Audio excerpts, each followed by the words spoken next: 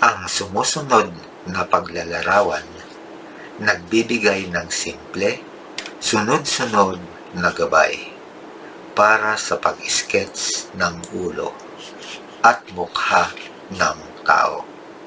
Binibigyang diin nito ang paggamit ng mga pangunahing hugis tulad ng mga bilog at oval bilang pundasyon.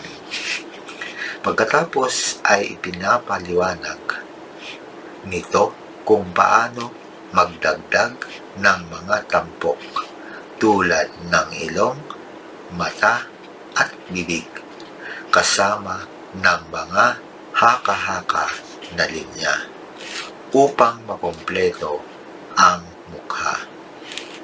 Sinasabi rin ng teksto na ang pagkakaiba-iba ng mga detalyeng ito ay maaaring maglarawan ng iba't ibang emosyonal na estado.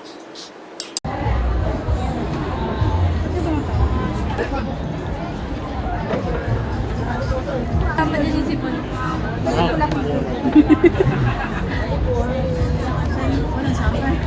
Sofan lang per tarang na 2,000.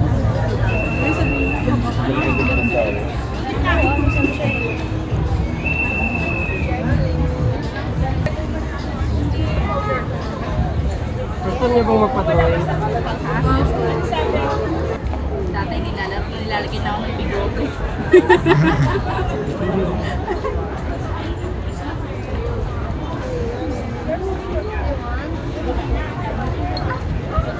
Ay, sorry! Sa naging bulak-bulak. Ano, first time mo rin? First time mo rin. Grabe kayo?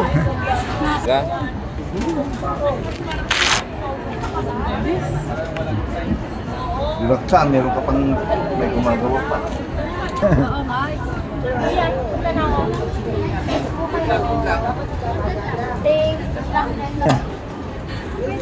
Dito ba? Sip-sip ako.